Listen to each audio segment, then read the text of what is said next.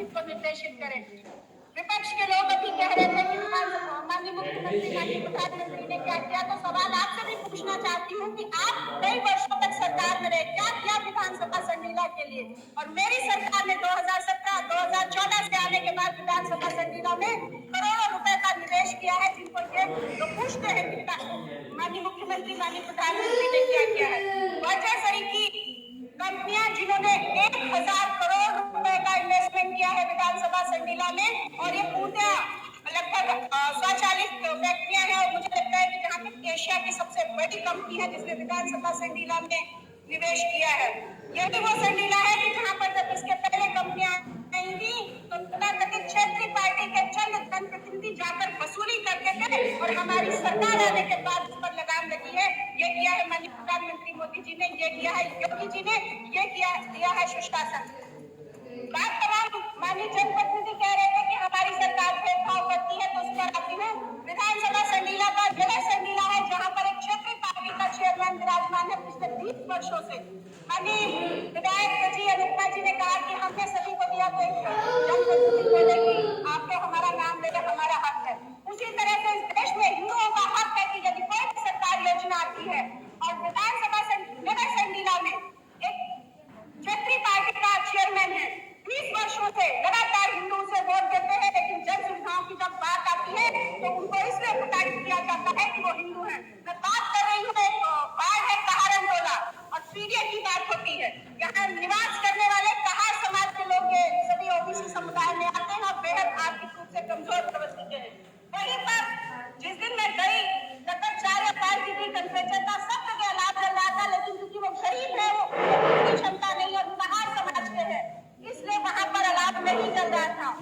क्योंकि पूर्व में ये धारणा लोगों की थी कि जनप्रतिनिधि किसी के हाथ में नहीं है, लेकिन भारतीय जनता पार्टी की सरकार है। और जब मैं वहां पर गई तो बहुत सरप्राइज थे कि हमारी विधायक हमारे बीच में खड़ी है और मेरे आदेश के बाद वहां पर अलाव चलाया गया। ये किया है आपके लोगों ने।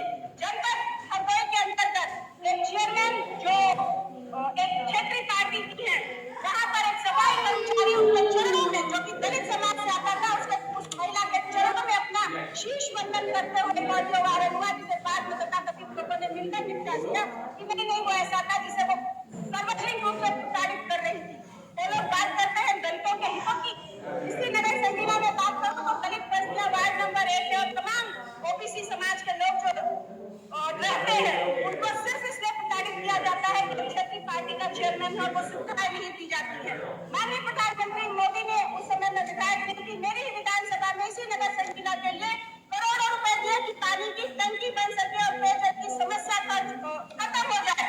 आपके उस तथाकथित जनप्रतिनिधि ने वो करोड़ों रुपए वापस कर दिया कि हिंदुओं को पानी ना मिल पाए। वो बात करते हैं सामाजिक समस्या की। मैं बात करना चाहती हूँ, इसलिए माननीय मुख्यमंत्री से एक निवेदन और भी करना चाहूंगी कि नगर पालिका संडीला का परिसीमन किया जाए, उन क्षेत्रों को बढ़ाया जाए, ताकि जो गरीब आर्थिक रूप से कमजोर लोग वहाँ पर रह रहे हैं, उन्हें उनका हक सरकार तक पहुँच पाए। दूसरा अहम मुद्दा मैं उठाना चाहूंगी कि विधानसभा संडीला के अंतर्गत आने वाले ब्लॉक भरावन और ब्लॉक संडीला में लगभग 1200 आवास जो पात्र थे उन्हें नहीं मिल पाए हैं, और उसका भी सबसे बड़ा कारण है कि जो तथाकथित क्षेत्रीय पार्टियां हैं, उनके समर्थक प्रधानों ने गलत रिपोर्ट लगा दी या आखिरी दिन पर लगाई, जिससे तकनीकी रूप से चलते हुए वो आवास हाइड हो गए हैं, जिसकी बात माननीय मुख्यमंत्री स्वयं कर रहे थे। और मुझे लगता है काफी विधायकों को ये चीजें झेलनी पड़ रही है। तो आज से करबद्ध निवेदन करना चाहूंगी कि वो सभी लोग जो पात्र हैं, उन सभी को दोबारा जो तकनीकी उसके चलते कुछ हाइड कर दिए गए हैं सिस्टम से, उन सभी को पुनः ब्लॉक संडीला ब्लॉक भरावन के अंतर्गत वो आवास प्रधानमंत्री आवास प्रदान करने के लिए पुनः उस प्रक्रिया को लागू किया जाए। तीसरा और अहम मुद्दा जो मैं बात करना चाहूंगी कि विधानसभा बात हो रही थी महिलाओं की, तो एक नाम लेना चाहूंगी, दुर्गा शक्ति नागपाल। शायद नाम याद हो लोगों को। ये महिला भी थी और ये जन्मजात दुर्गा भी थी, इनका नाम ही दुर्गा है, और यूपीएससी क्लियर किया था इस महिला अधिकारी ने। एक आईएएस महिला अधिकारी, और बात हमारी सरकार पर नियम कायदों की होती है। ये महिला अधिकारी अपना कर्तव्य निर्वहन करने गई थी, एक अपराध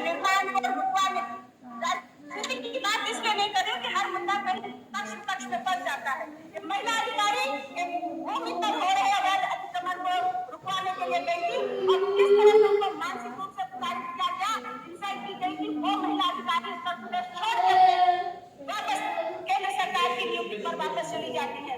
वो लोग बात करते हैं महिलाओं की सुरक्षा और उसकी, उस महिला अधिकारी को और भाजपा की सरकार पुनः आने के बाद दुर्गा शक्ति नागपाल पुनः अपने इस उत्तर प्रदेश कैडर में वापस आई है। और ये खास सिर्फ दुर्गा शक्ति नागपाल पर नहीं था, टीवी पर खूब चला, लोगों ने खूब देखा होगा। और वो लोग हमारी सरकार पर नहीं उठाते हैं क्या? बताए कि कोई भारतीय जनता पार्टी की सरकार ने कोई कब्जा कर लिया सरकारी भूमि पर? बात करना चाहती हूँ तमाम मुद्दों पर। रामलला की आज कुछ लोगों को कष्ट हो रहा था और जब माननीय मुख्यमंत्री जी ने सबको, माननीय प्रधानमंत्री जी ने आमंत्रण भिजवाया तो कुछ लोग आए थे। माननीय प्रधानमंत्री जी ने जो समय कुछ कहा उसी से संबंध करना चाहूंगी कि रामलला का न्योता, रामलला के आंगन का न्योता ठुकराने वालों, रामलला के आंगन का न्योता ठुकराने वालों, निहत्थे हिंदू कार सेवकों पर गोली चलवाने वालों, जगत नियंता के होने पर प्रश्न उठाने वालों, रामलला पर ही प्रश्न उठा दिए, है ही नहीं रामलला। जगत नियंता के होने पर प्रश्न उठाने वालों, कोठारी पुल के दो दीपक को बुझाने वालों, कोठारी पुल के दीपक को बुझाने वालों, कोठारी पुल के दो बच्चों को मारने या पुनः सिर्फ ये था कि वो अपने हरामी की पूजा करना चाहते थे और आज पक्षियों में समझाते हैं कि हमारी सरकार समझौता को बढ़ावा भी दिखा रही है। आगे कहना चाहूंगी कि लो फिर तुम भी अब देखो